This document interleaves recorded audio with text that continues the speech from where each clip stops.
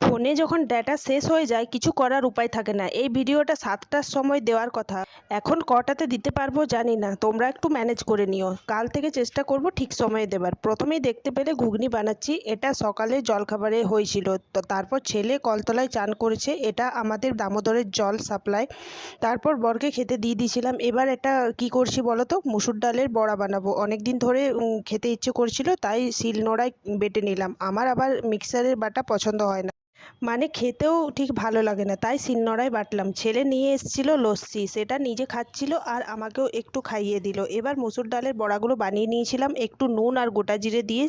ছেলের আবার পেঁয়াজ পছন্দ নয়, তাই পেঁয়াজ দিইনি। দুপুরের খাবারে ছিল ভাত, করলা ভাজা আর সকালের ঘুগনি করেছিলাম, ওটা নিয়ে নিয়েছিলাম। আর ছিল গরম গরম বড়া ভাজা, ডাল, সবশেষে আমের চাটনি। এই দিয়ে দুপুরের খাবারটা খেয়েছিলাম। ভিডিও তোমাদের ভালো লাগলে সাবস্ক্রাইব করতে ভুলো না, আর ভালো না লাগলেও একটু কমেন্ট করে লিখো।